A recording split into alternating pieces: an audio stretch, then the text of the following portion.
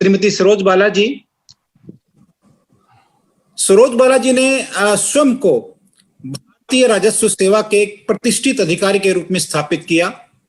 आप सीबीडीटी की मेंबर रही।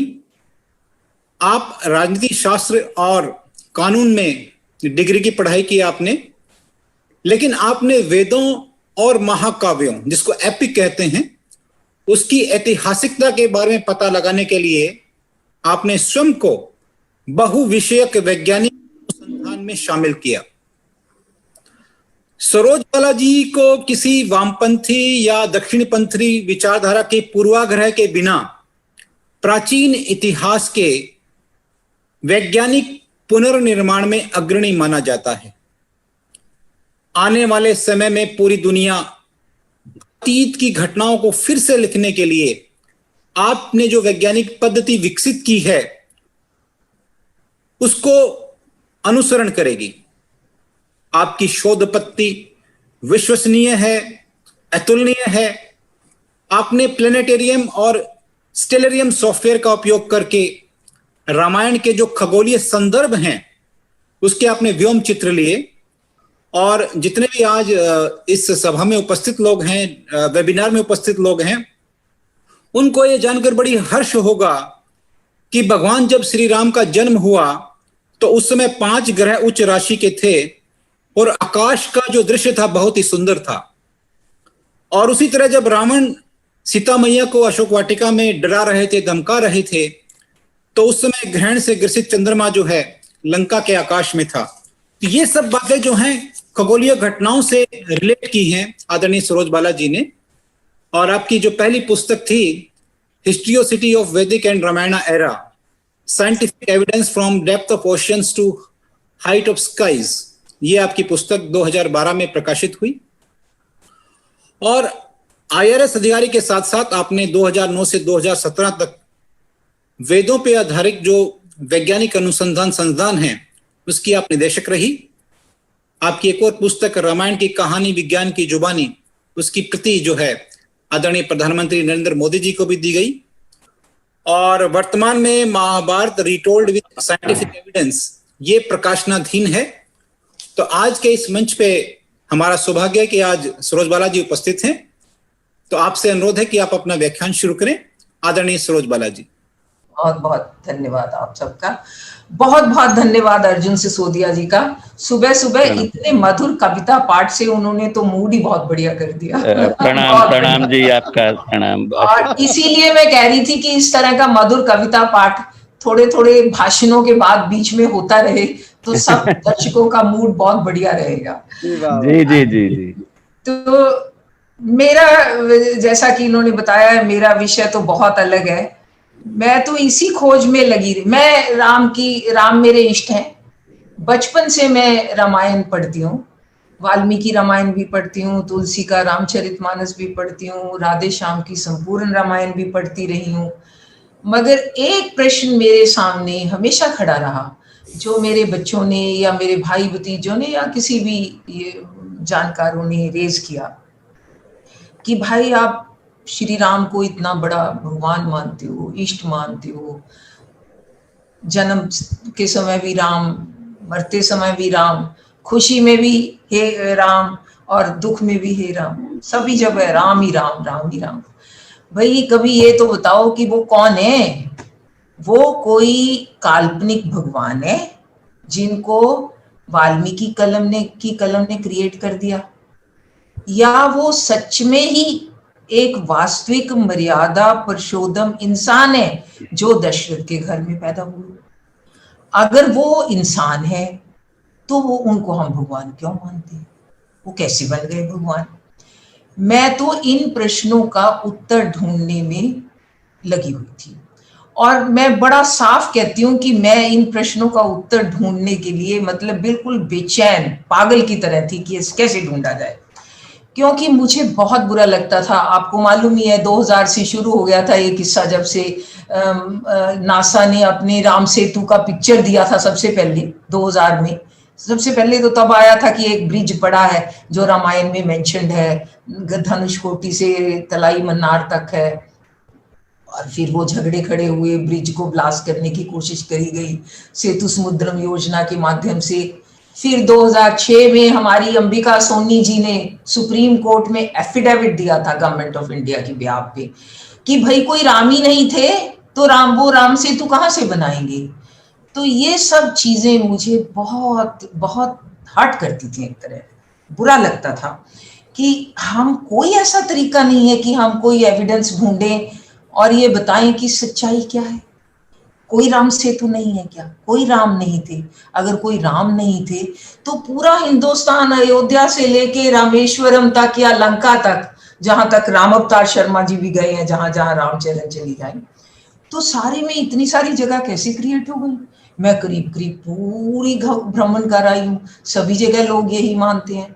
आप चले जाओ अयोध्या में तो राजा राम के गाने होंगे, आप चले जाओ मिथिला में तो राम सीता के विवाह के गाने होंगे, लव कुश को सीता पाल रही हैं उसके गाने होंगे। आप चले जाओ इलाहाबाद चित्रकूट और उससे आगे ये सिरमौर में तो वहां पे वो केवट के किस्से गाएंगे।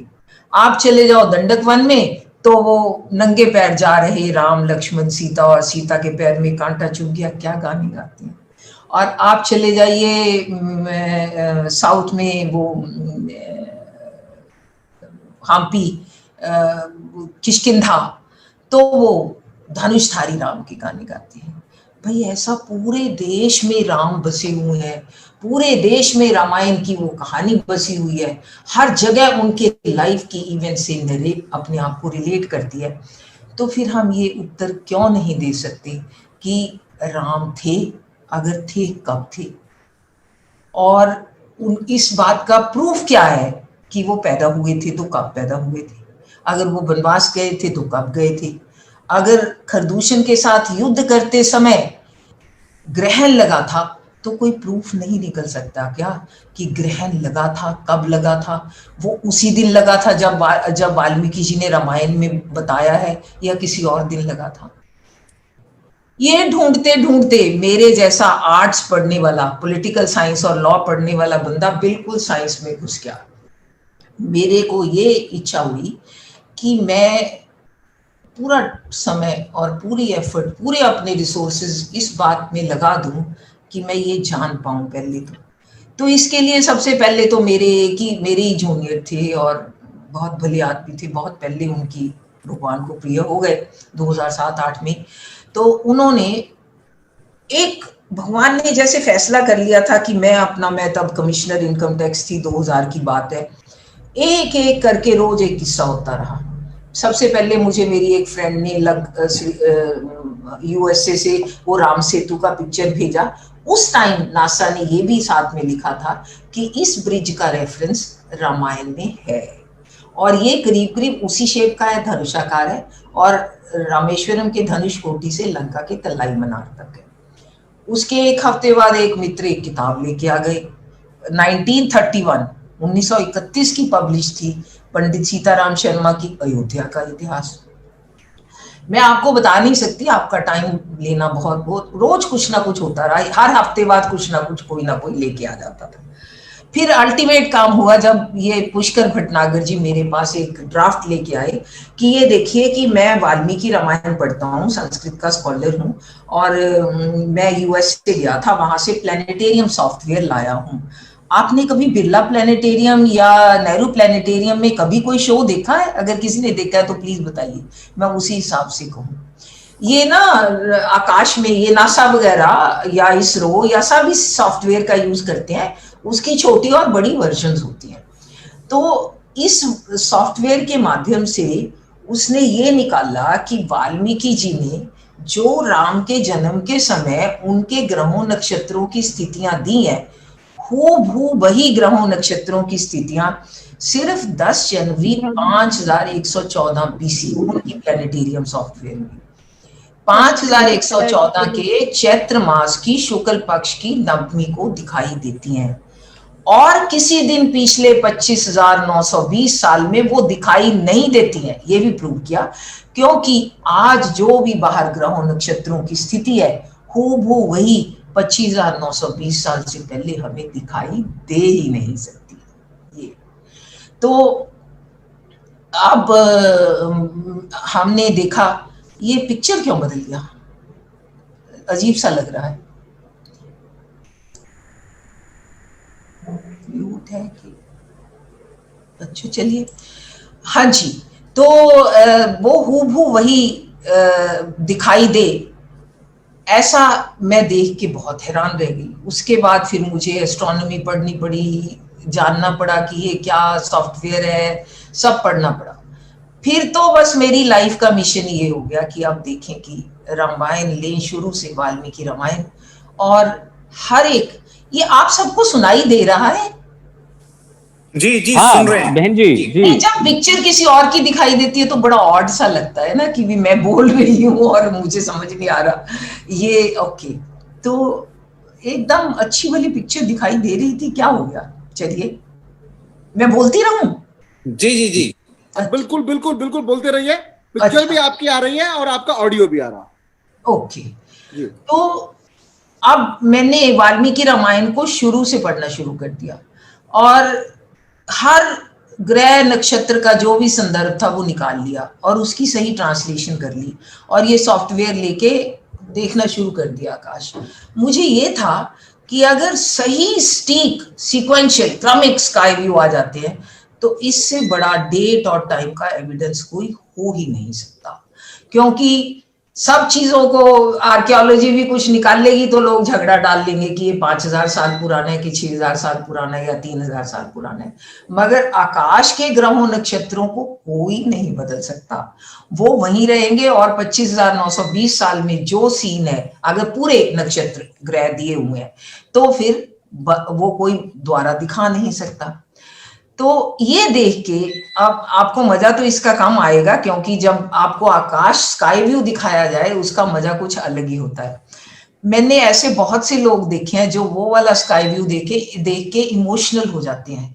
वो कहते हैं कि अरे हमें तो ऐसा लगता है कि राम पैदा हुए तो ऐसे आकाश में, मैं बता ही देती हूँ, सानी नेरीज, वीनस इन सूर्य मेष में, वीनस स्पाइसेस में, वीनस मीन में, मार्स इन कैप्रिकॉर्न और मकर में, और सैटर्न लिब्रा में, और जुपिटर राइज हो रहे हैं और राशि उदय हो रही है पूर्व में कैंसर, और चंद्रमा जी जो है वो जैमिनी से कैंसर में आ रहे हैं।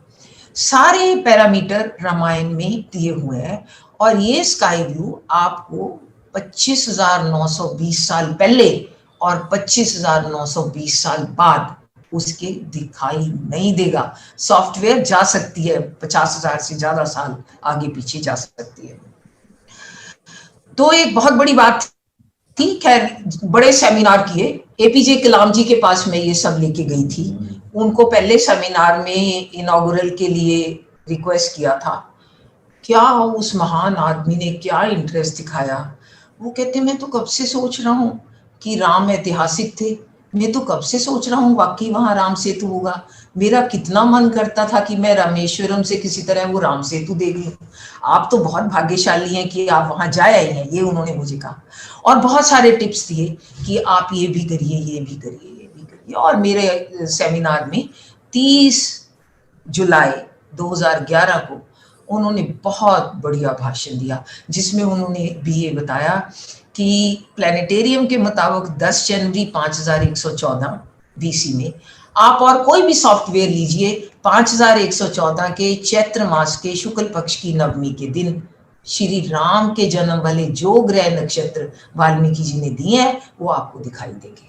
क्या बात है, वाह वो आपको दिखाई देंगे हर सॉफ्टवेयर में। मैंने स्टेलेरियम में वेरीफाई किया, वॉयेजर में वेरीफाई किया, क्योंकि लोग अलग अलग सॉफ्टवेयर यूज करते हैं, उनकी थोड़ी सी एफिमेरिस का फर्क होता है, 20-25 दिन, 42-41 दिन। उसका एक कारण होता है, वो अलग से बताए जाएंगे। मेरी किताब में खूब डिटेल में दे रखा है रामायण की कहानी विज्ञान की जुबानी। उसकी इंग्लिश वर्जन भी है, रामायण रीटोल्ड विद साइंटिफिक एविडेंस।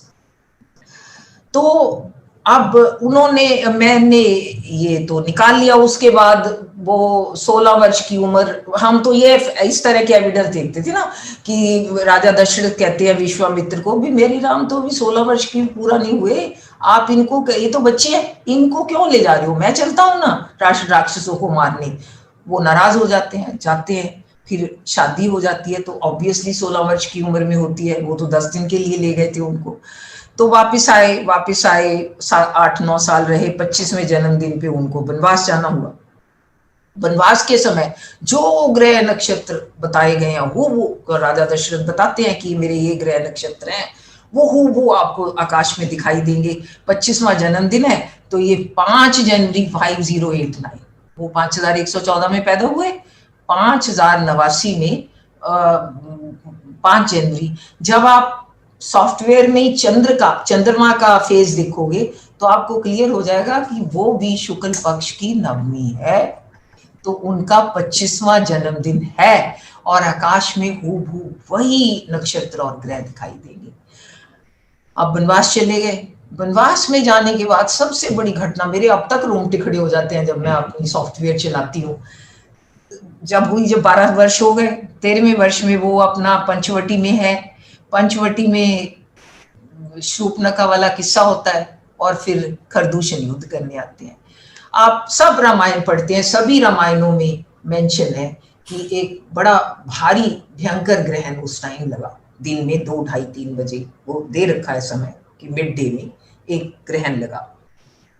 उधर से खरदूषण आ रहे हैं और उस टाइम वो रथ में खर बैठा है बीच में, तो वो लगता है वो ग्रहण लगा। ग्रहण आप कहेंगे ये कौन सी बहुत बड़ी बात है, हर साल ग्रहण लगता है, 2 साल बाद तो लग ही जाता है, मगर वहां ये भी दे रखा है कि वो ग्रहण जब दिन के समय लगा, एक तो पौष महीना दे रखा है, पौष के महीने का ग्रहण है, और फिर वो दिन में मंगल जो है वो ग्रहों के मध्य में है।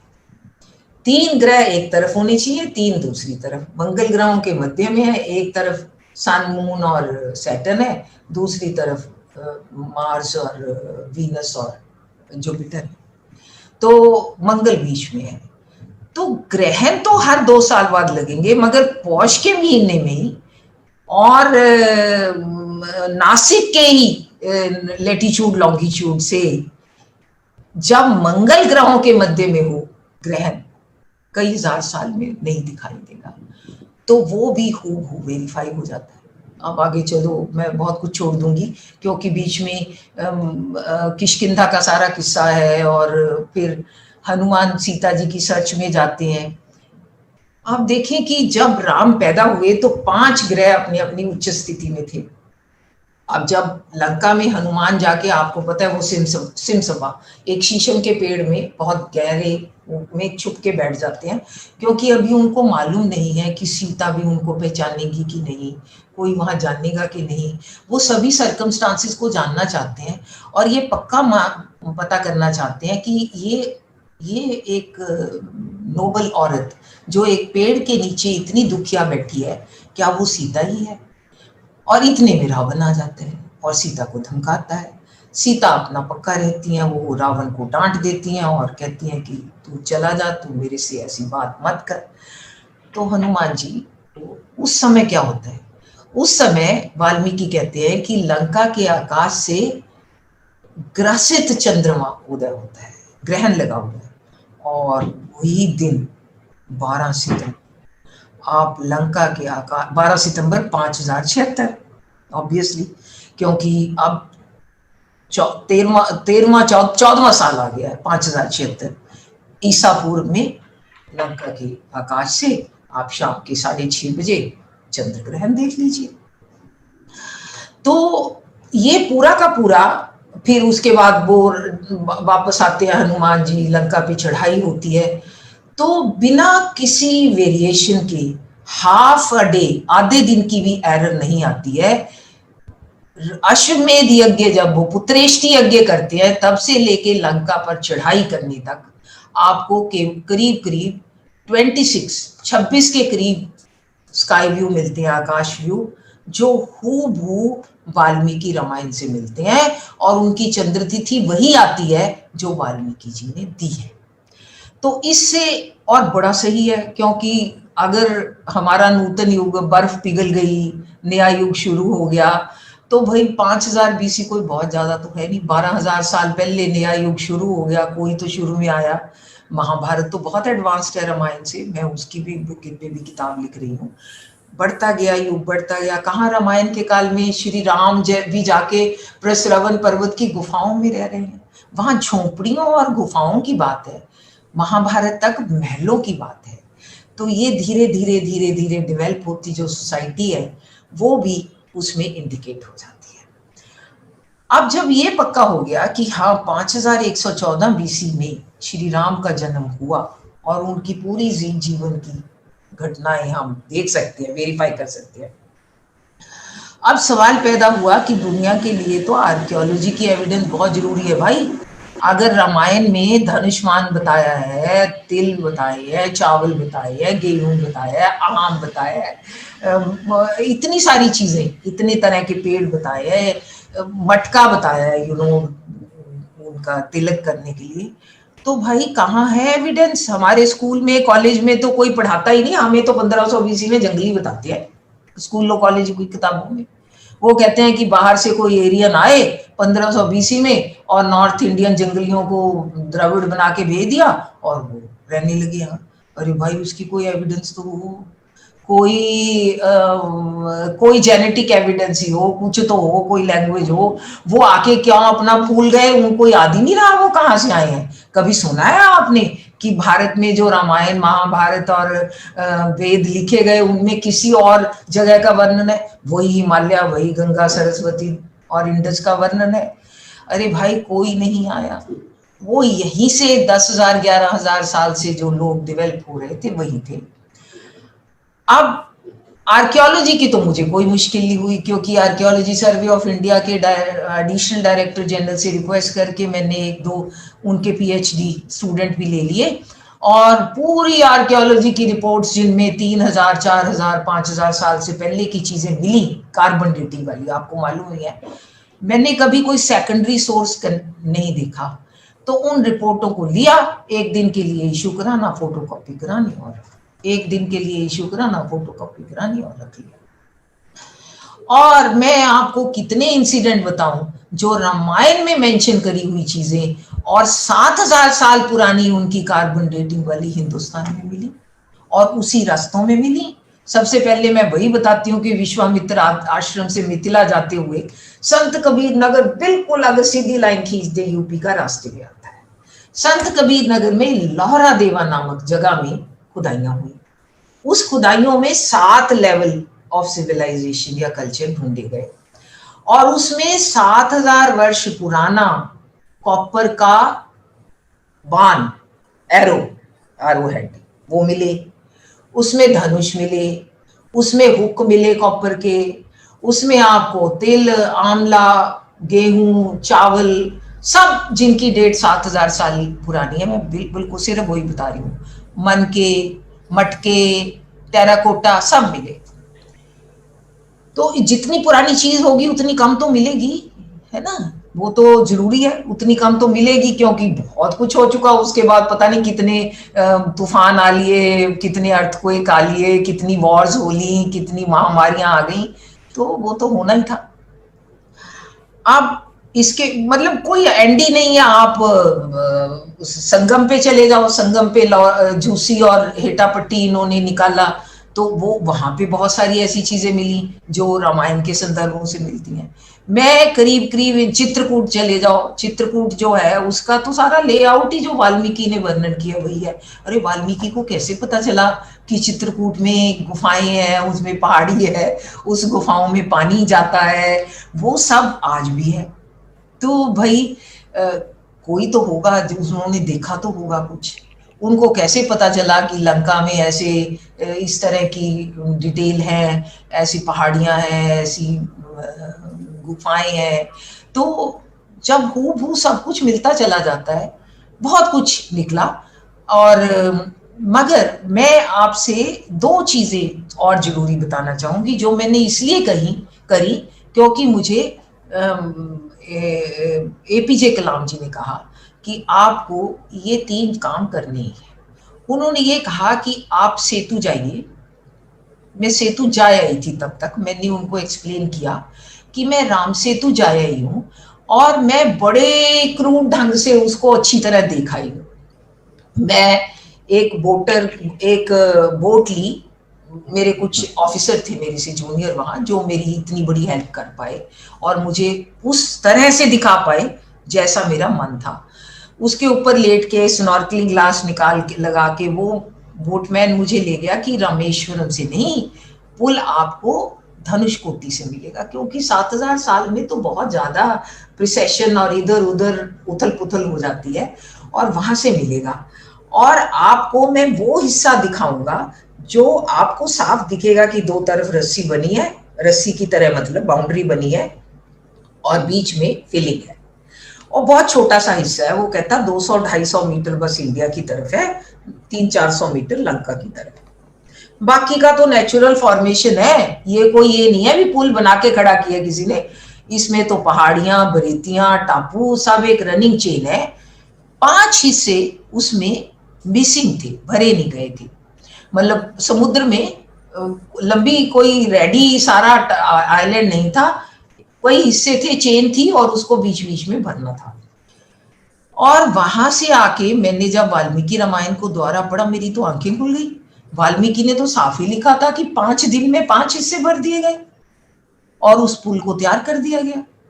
बड़ी मैं तो हैरान हुई कि हम तुलसी रामायण के फॉलोअर हैं, वो एक डिवोटी आस्थावान की रामायण है, बहुत सुंदर है। मगर वाल्मीकि कौन है? वाल्मीकि तो कंटेम्प्रेरी है, राम तो उनके शिष्य भी हैं, राम तो उनके पास जाके चित्रकूट में भी रहे, राम ने तो सीता को उनके आश्रम में भेजा, और राम के बच्चे उनके पास पले, तो वो तो कंटेम्प्रेरी हैं, वो राम की क्रिटिसिज्म भी करते हैं, वो हर चीज को तथ्य सच्चाई के रूप में लिखते हैं। तो अब उन्होंने जो डिटेल दिए वो जब वापस देखे गए तो बहुत आई ओपनर था कि 5 दिन में पुल बन के तैयार कैसे हुआ, क्योंकि ये नहीं है कि वहां समुद्र का पानी बह रहा था और ऊपर से पुल बन गया। वो एक शैलो एरिया था जो अब भी है, और मैं गई हूँ, मैंने उसका हर पार्ट देखा है कि बीच में पहाड़ी भी है अभी भी, जहां पे आप खड़े हो सकते हो समुद्र के बीच में जाके, टापू भी है। ये उस समय, अब एपीजे कलाम जी के मुताबिक मुझे ये भी करना था कि मैं नेशनल इंस्टीट्यूट ऑफ ओशियानोग्राफी गोवा जाऊं और उनसे पूछूं कि आज से 7000 साल पहले उनकी स्टडी के मुताबिक सी वाटर लेवल कहाँ था। तो मैं वहां गई, उनके डायरेक्टर से मैंने अपॉइंटमेंट ली। वो कहते अरे भाई इसमें क्या मुश्किल है, 96 में हमने अपनी किताब छापी है, ये नहीं है कि मेरे कहने के बाद उन्होंने कुछ किया। 96 में हमने किताब छापी है जिसमें हमने पिछले 15,000 सालों में सी का वाटर लेवल कहाँ कहाँ रहा वो दिया है। और मैं तो आंखें सांस बंद करके बैठे देखने लगी कि ये किताब दिखाए मुझे कि क्या निकलता है, बिकॉज मेरी तो डेटिंग अदरवाइज हो चुकी थी। और लो एंड बिहोल्ड उन्होंने कहा कि उस किताब में लिखा था कि 7000 साल पहले सी का वाटर लेवल 3 मीटर नीचे था, और वहीं पे 9.5 फुट की गहराई पे आज राम जी सेतु के पूरे अवशेष डूबे हुए हैं। थोड़ा उबड़ खाबड़ है, कहीं ज्यादा है कहीं कम है, पर एवरेज यही है। तो कमाल हो गई कि सेतु भी है, सेतु का वो हिस्सा भी 2 जगह इंटैक्ट है। अब 7000 साल में बीच का हिस्सा तो बह ही जाएगा ना, 2 किनारों के साथ अभी भी वो बाउंड्री के साथ भरा हुआ, और किस चीजों से भरा हुआ उन्होंने बताया वो बाकी है। और उसकी पिक्चरें नासा ने भी दी है, गूगल ने भी दी है, कई टूरिस्टों ने हवाई एरोप्लेन से ले लेके नेट में डाली हुई। मेरी पुस्तक में मैंने 6-7 पिक्चर उसकी शामिल करी है।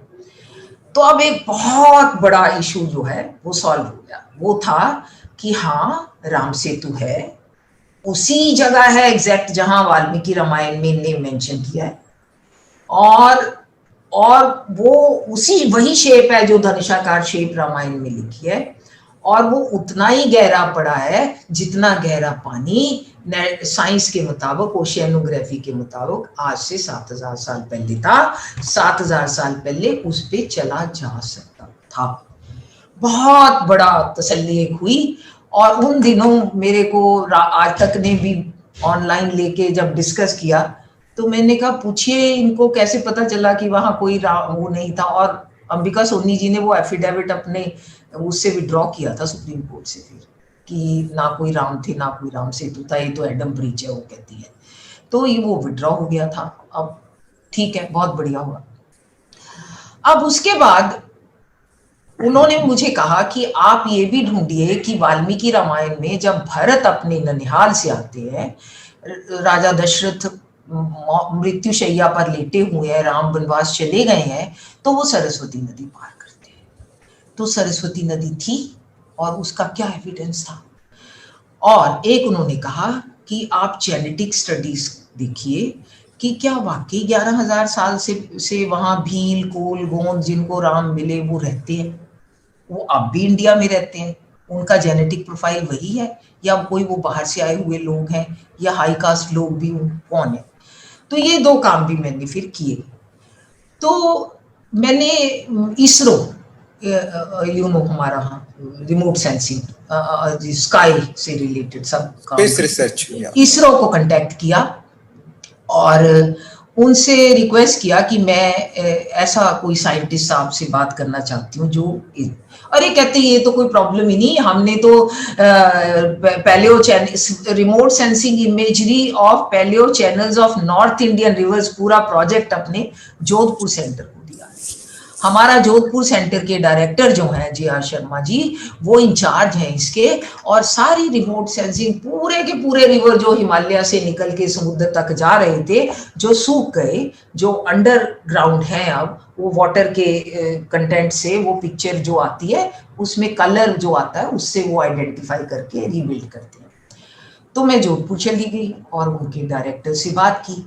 उन्होंने कहा हाँ बिल्कुल, प्रोजेक्ट किया और सरस्वती के पूरे जो ड्राई चैनल्स हैं फेज बदलते रहे हैं। कभी उसकी 7 ट्रिब्यूटरीज थी जैसे ऋग्वेद ने कहा, फिर उसकी 5 ट्रिब्यूटरी थी जैसे यजुर्वेद ने कहा, फिर उसकी 3 ट्रिब्यूटरी थी जैसे रामायण ने कहा, फिर महाभारत तक वो बीच बीच में सूख गई, कहीं कहीं चल रही है कहीं नहीं।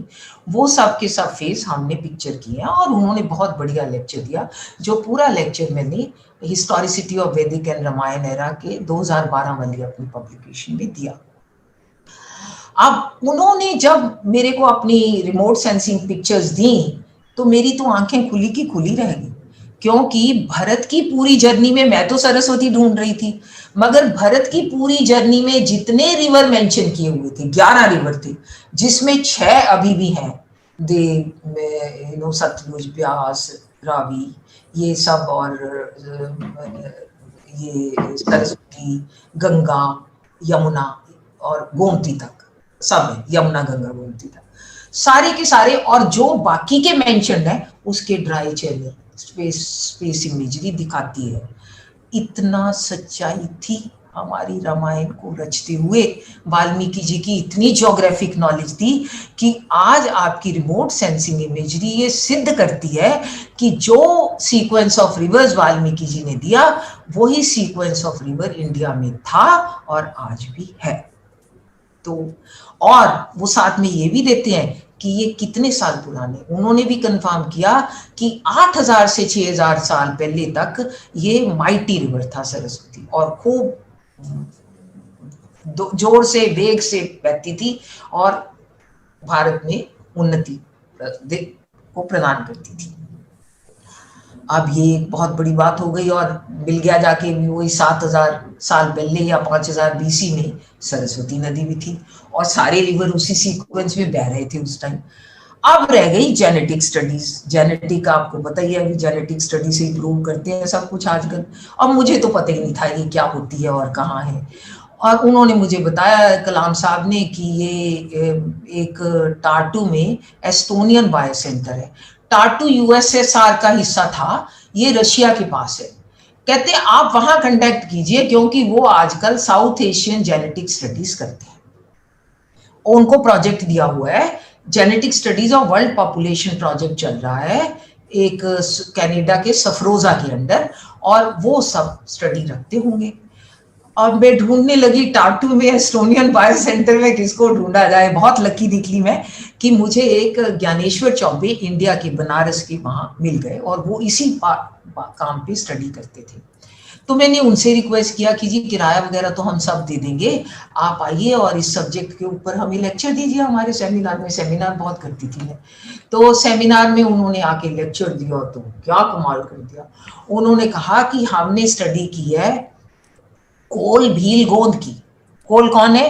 अपना गु निषाद, आपको सबको पता है, गु निषाद के पास राम वनवास के टाइम सबसे पहले जाते हैं, गु निषाद ही उनको केवट देते हैं, वो सारे कोल है। और फिर भील कौन है? भीलनी। और गोंद कौन है? दंडकवान के, गोंदवाना के लोग हैं सारे। तो इन तीनों की जेनेटिक स्टडी उन्होंने खूब कर रखी थी कि 11,000 साल से ये लोग इंडिया में रह रहे हैं और इनका डेवलपिंग जेनेटिक प्रोफाइल है। 11,000 साल पहले भी सिविलाइज बीइंग्स के जीन थे इनके, और ये जो है ये और इनके जीन्स प्रोफाइल जो है वो दूसरे जो हाई कास्ट लोग अपने आप को कहते हैं, या हम लोग कहते हैं उनको, ब्राह्मण, क्षत्रिय, वैश्य, सभी से मिलते हैं। नॉर्थ इंडियन और साउथ इंडियन के जीन्स मिलते हैं, द्रविड़ और नॉर्थ इंडियन के जीन्स मिलते हैं, और ये सब जेनेटिक कंटिन्यूटी इंडिया में 11,000 साल से तो है ही। और इसमें कोई मेजर जीन इन्फ्लो नहीं हुआ, बाहर से नहीं आया, यहाँ के जीन गए जर्मनी या दूसरी कंट्रीज में। ये लेक्चर जब उन्होंने दिया तो तबीयत साफ हो गई, अरे वाह क्या बात है, अब इसको भी शामिल कर लो।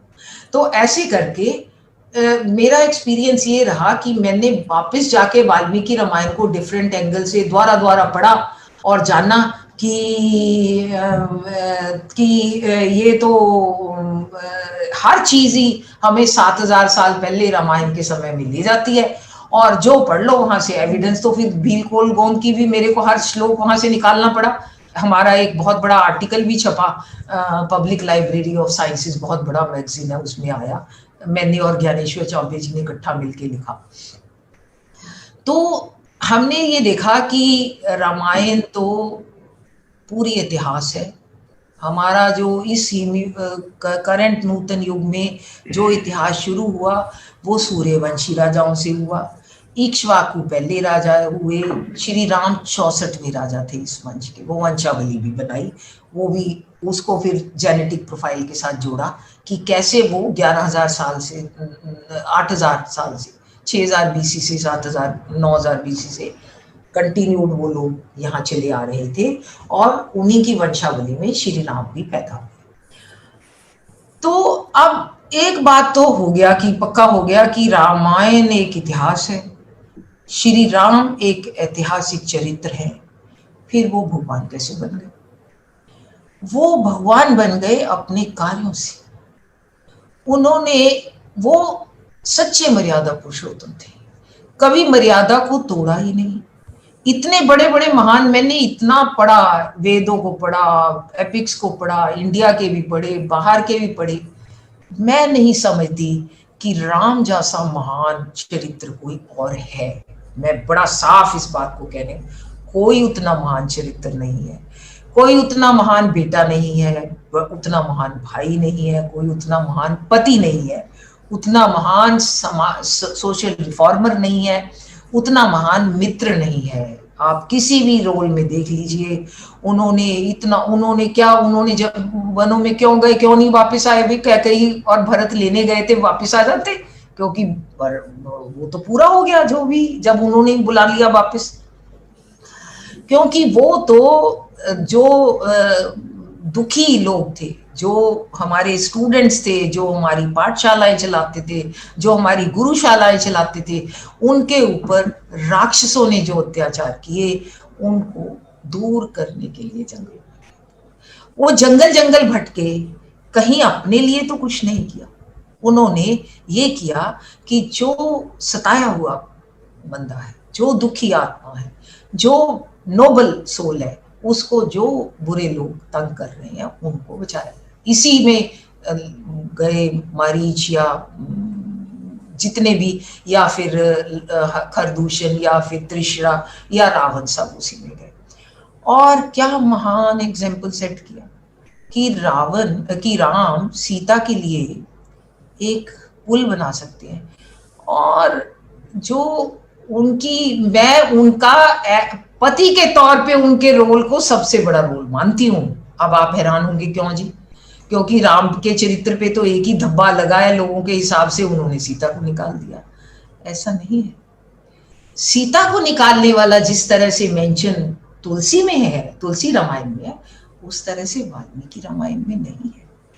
अब वाल्मीकि रामायण की रचना 7000 वर्ष पहले हुई जब राम थे, और क्योंकि उन्होंने किसको कंठस्थ कराई, वाल्मीकि रामायण में कहीं नहीं लिखा कि वाल्मीकि जी ने रामायण लिखी, उन्होंने इसकी रचना करी। रचना करके उन्होंने सोचा कि मैं इसको कंठस्थ कराऊं, किसको कराऊं, लव कुश को करा देता हूं, यही जाके राम के दरबार में सुना देंगे और दुनिया को आगे फैला देंगे। और लव कुश उसको कंठस्थ करते हैं और जाके सुनाते हैं। और श्रुति स्मृति हमारी परंपरा, आज भी हमारी पाठशालाओं में वेद पाठ होता है, ओरल ट्रांसमिट होता है बिना लिखे, तो वो पास ऑन होती गई और कभी 3-4 हजार साल पहले उसको राइटिंग में रिड्यूस कर दिया गया। तो ये जो एक महान चरित्र, उसमें उन्होंने क्या किया, वो आ गए। ऐसा नहीं है, सीता अपने विवाह के बाद 9 साल अयोध्या में रही, फिर बनवास गई। बनवास में सिर्फ सीता की सेवा करना भी राम और लक्ष्मण का एक मेन काम था, वो सारा टाइम उसका ध्यान रखते थे। और जब रावण चुरा के ले गया और इस तरह से धोखे से, तो इतना बड़ा पुल बना के, इतना युद्ध करके वो सीता को लेके आए आदर से, और अपने अयोध्या में आके भी उसके बाद उन्होंने 10 साल राज्य किया सीता ने महारानी के रूप में, वाल्मीकि रामायण के अकॉर्डिंग। अब अयोध्या की प्रजा को तो प्रॉस्पेरिटी नजर आती है, प्रॉस्पेरिटी आती है तो फिर क्रुकेडनेस तो आती है। जब बहुत धन दौलत आ जाती है तो थोड़ी क्रुकरी साथ में आती है। तो अयोध्या की प्रजा में भी क्रुकरी आई, उन्होंने राम पे सवाल, सीता पे सवाल करने शुरू कर दिए।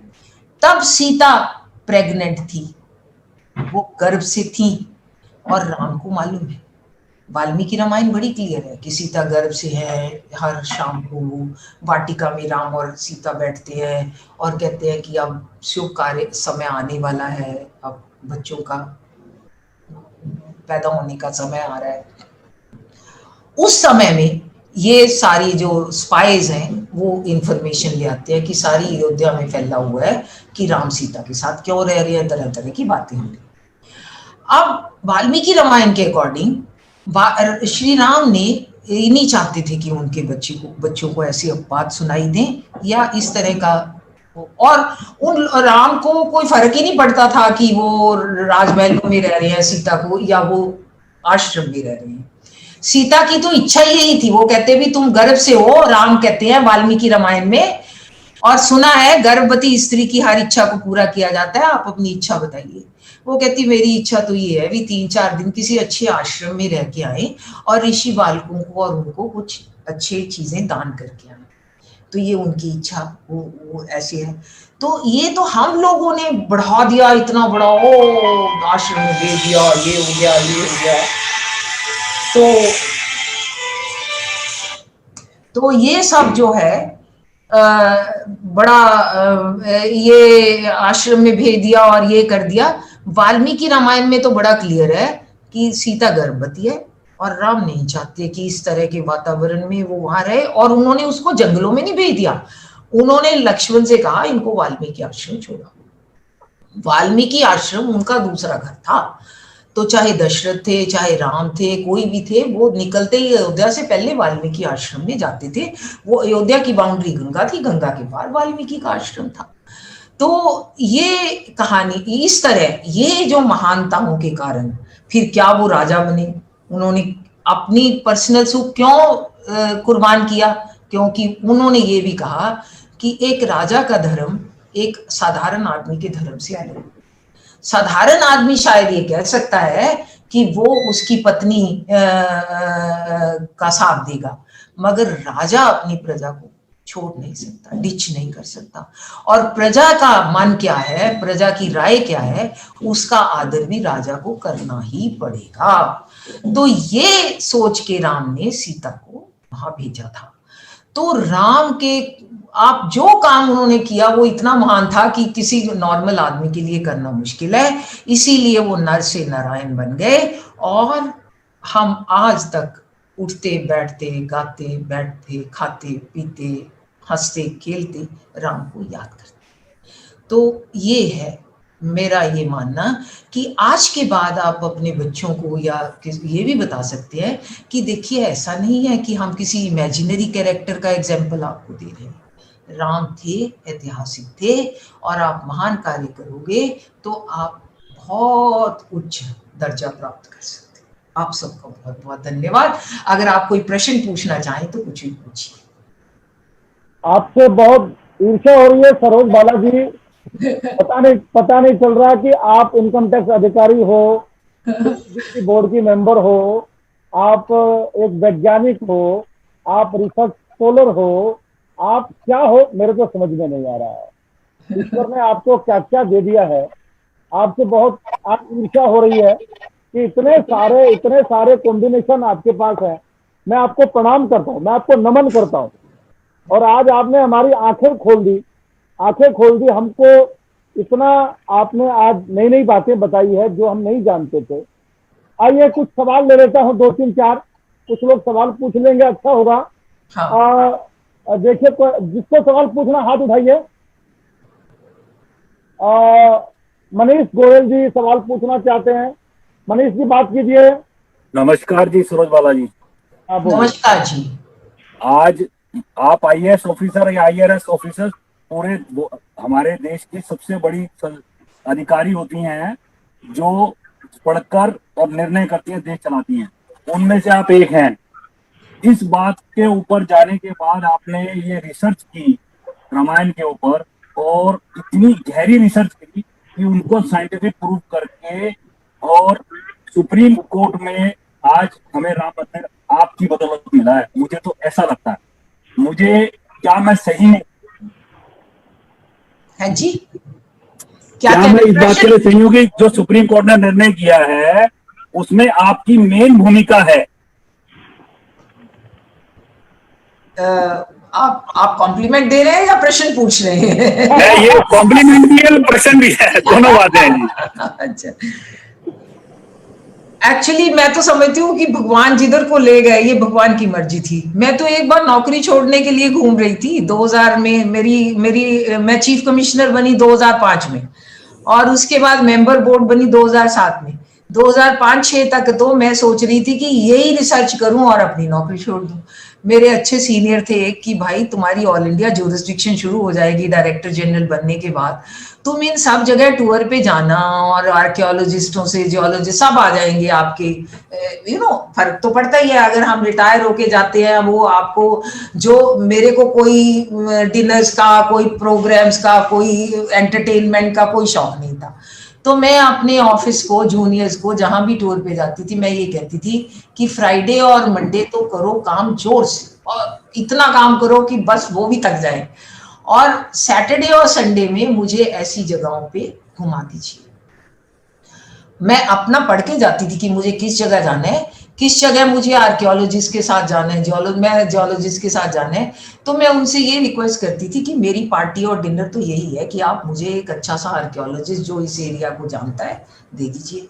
तो वो साथ में लेके, वो ऑफिसर भी चले जाते थे, तो हम देखने चले जाते थे। बहुत कुछ देखा हिंदुस्तान में। मैं एक बात आपसे और शेयर करूंगी कि इसी सीरीज में कि मैं जगह देखने जाती थी, मैं गई रायपुर से आगे जगदलपुर से एक जगह थी 20 किलोमीटर दूर, कुटुमसर। आपने शायद नाम सुना हो। कुटुमसर में 93 में गुफाएं खुली हैं। 87 में वो खोजी गई, 93 में गुफाएं खुली। मैं आपको आज तक ये कहती हूँ कि मैं आंखें बंद करती हूँ, मुझे लगता है राम वहीं कहीं बैठे होंगे, क्योंकि वाल्मीकि रामायण में इसका वर्णन है कि वो दंडक वन में गुफाओं में भी रहे। ऐसी ऐसी गुफाएं थी जो बहुत गहरे जंगल में, ऊंचे पहाड़ पे अंदर थी। तो ये बड़ी अजीब गुफा थी, चारों तरफ ग्रीन पेड़ थे, पहाड़ी पे चढ़ के अंदर रास्ता बहुत मुश्किल था। मेरे साथ के मेल ऑफिसर भाग गए बहुत सारे कि हम नहीं जा सकते इसमें, पर मेरे को तो धुन चढ़ी हुई थी कि जाना ही है, तो चले गए अंदर। मैंने आर्कियोलॉजिस्ट और जियोलॉजिस्ट मेरे साथ थे। मैंने कहा अभी इस गुफा में कोई कैसे रह सकता है, इसमें सूरज कहाँ से आता था, उन्होंने अपने धूप कहाँ से आती थी। उन्होंने अपने 2 बंदों को कहा दोनों तरफ के 2 पत्थर हटा दो, और आगे सारी सनलाइट 1 किलोमीटर लंबी गुफा में। और मैंने कहा पानी कहाँ से पीते होंगे? गुफा के अंदर पहले जंगल में पहाड़ी के अंदर गुफा, ऊपर टॉप से रास्ता, और उसमें 3 कुएं उन्होंने मुझे दिखाए। ऐसे ऐसे बंदर तीन कमाल है, कमाल है, तीन कमाल है। तो मैं तो और 3 कुएं दिखाए। फिर मैंने कहा यहाँ से मिला क्या, जब आपने ये गुफा को साफ किया। वो क्या कहते हैं उनको, स्टैलेक्टाइट एंड स्टैलेग्माइट होते हैं ना, ऊपर से लटकते हुए तीखे तीखे और नीचे से, और इतने बड़े बड़े स्पेस थे कि आप उसमें 4-4 लोग सो सकते थे, ऐसी गुफा थी वो। तो उन्होंने कहा, मैंने कहा पानी यहाँ कुएं कहाँ से आए? कहते हुए पता नहीं, एजिस से ये कुएं यहाँ चल रहे हैं। और मिला क्या है? मिला कहते यहाँ से कुछ अनाज के जले हुए दाने मिले, राख के ढेर थे, उन राख के ढेरों में जले हुए दाने जो मिले, वो आर्कियोलॉजी सर्वे ऑफ इंडिया के पास भेज दिया गया, आर्कियोलॉजी सर्वे ऑफ छत्तीसगढ़ के पास भेज दिया गया। और उन्होंने उसकी जो डेटिंग करी, कार्बन डेटिंग 7000 साल पहले की। मैं इतनी हैरान हो गई कि मैं सबसे पहले वो किताब खरीद ली। मैं कहा मुझे तो ये किताब दे दो भाई पहले। और ऐसा ऐसा हिंदुस्तान में नहीं पड़ा है, क्या पड़ा है, आप जहां देखने जाओ हैरान हो जाते हैं। सरोज जी, अभी समय रहा नहीं है, ये बताइए कि लोग कह रहे हैं कि आपसे हम कैसे जुड़ सकते हैं, आपकी किताबें कहाँ से ले सकते हैं, आप सोशल मीडिया पर है क्या, आप ट्विटर पे है क्या, लोग पूछ रहे हैं, इसका क्या उत्तर दूं? देखिए सच्ची बात है, कोई ट्विटर अकाउंट है, कोई फेसबुक के अकाउंट भी है, पर मैंने ऑपरेट नहीं किया कई महीने से। मगर मेरा एक ब्लॉग है sarojbala.blogspot.in। वैसे sarojbala.blogspot आप इतना तो सभी को याद रह जाएगा। तो वो मैं आपको आपको वो कर दूंगी, मैं व्हाट्सएप भी कर दूंगी एड्रेस। मगर मेरी जो किताबें हैं वो अमेज़न पे, फ्लिपकार्ट पे, मतलब ऑनलाइन खूब मिलती हैं। और मेरे साथ भी जुड़ना हो तो आप, मैं सबको वेलकम करती हूँ, क्योंकि मेरी तो लाइफ का मिशन ये है। मैं पैसा भी इसी में लगाती हूँ अपना, मैं टाइम भी इसी में लगाती हूँ, सब रिसोर्सेज भी इसी में लगाती हूँ। मेरी लाइफ का मिशन ये है कि दुनिया को ये पता चले कि भारत के वेद और एपिक्स, यहाँ की रामायण, महाभारत, ऋग्वेद, अथर्ववेद, मैंने सभी की डेटिंग कर रखी है इस तरह से। आकाश किताबें लिख रही हूँ, महाभारत की लिख दी, वो गई पब्लिशर के पास। अब मैं पूरा सीक्वेंस बना रही हूँ अथर्ववेद और उनको मिला के। तो ये किताब मैं ईमेल एड्रेस दे देती हूँ, sarojbala044@gmail.com, वो भी आप कर सकते हो। फेसबुक है, बकायदा है, आप मैसेज देंगे तो मैं खोलना शुरू कर दूंगी और जुड़ जाऊंगी। फेसबुक है, बहुत मैसेज आते हैं मुझे, राइट में मैसेज आएगा कंप्यूटर खोलते ही 94 मैसेजेस ऑन योर फेसबुक। तो शायद मैं इसीलिए डर जाती हूँ कि खोलती नहीं भी, इतने सारे मैसेज कैसे देखूंगी, क्या जवाब दूंगी। अच्छा इंटरेस्ट है, लोग अच्छा वो रखते हैं। मगर ये आप मेरे को उससे जुड़िए। आप ट्विटर तो मैं नहीं यूज करती, मेरे को खास वो नहीं है अकाउंट है मेरा। ब्लॉग देखिए, ब्लॉग पे आपको स्काई व्यू दिख जाएंगे, वहाँ ये अच्छा रहेगा कि आपको ये स्काई व्यू नजर आ जाएंगे। मैं थोड़ी और लेटेस्ट वाली अपडेट कर दूंगी उसमें। सरोज जी, दूसरा निवेदन ये आ रहा है, और एक मिनट, जुड़ने की बात तो ये है कि मैं चाहती हूँ कि आप सब इस आइडिया के साथ जुड़ जाएं। आफ्टर ऑल मैंने और कितना जीना है, मेरे को ये आइडिया अपनी जीवन से ज्यादा प्यारा है। ये आइडिया सिद्ध करता है कि भारत का इतिहास बहुत पुराना है, हमारे रामायण महाभारत कल्पना नहीं है। आफ्टर ऑल नॉलेज कहाँ से आएगी? अरे आप महाभारत को कल्पना कह दोगे तो गीता का ज्ञान कहाँ से आया, इतनी नॉलेज कहाँ से आई? तो ये सब हमें सबको लेके प्रूव करना है दुनिया को, क्योंकि दुनिया तो प्रूफ की है। अगर हम अपने मन में जो आस्था रखेंगे वो मन में रहेगी, दुनिया को तो प्रूव भी करना पड़ेगा, ये फैक्ट है। सरोज जी, लोग ये कह रहे हैं कि 1 घंटा कुछ नहीं है, 1 दिन का समय लीजिए सरोज जी का, दिन भर बात कीजिए उनसे। मैं क्या करूं? थोड़ा सा ठीक हो जाए, ये फिर जुड़ेंगे। और मेरे पास बहुत लंबी, मैं तो बहुत शॉर्ट किया है। और ऐसी वानर कहाँ है, मैं आपको ये बता दूंगी कि वानर ट्राइब, आप मेरे से ये प्रश्न करते थे सब, ठीक है, कि भाई ये वानरों की कैसे आप प्रूव करते हो? और I like mad started researching कि वानर ट्राइब कोई होते, क्योंकि रामायण देखिए, तुलसी के वानर बंदर है, मगर वाल्मीकि के वानर बंदर नहीं है। वो वानर ट्राइब है, वो पढ़े लिखे हैं, वो वेदों के ज्ञाता है, उनकी औरतें पढ़ी लिखी हैं, उनकी किंगडम्स हैं, उनकी बस बड़ा फर्क है दोनों में। तो आपको मैं वानर ट्राइब का पूरा डिटेल इंडिया में कब तक की काउंटिंग है आपको दे दूंगा। सरोज जी, आप कहाँ की रहने वाली हैं, ये लोग पूछ रहे हैं। अच्छा, मैं एक्चुअली मैं चंडीगढ़ को बिलोंग करती हूँ, रह रही गुड़गांव में, सेटल्ड गुड़गांव। चलिए, बहुत बहुत धन्यवाद, बहुत बहुत धन्यवाद आपका, बहुत बहुत धन्यवाद आपसे, बहुत बहुत धन्यवाद।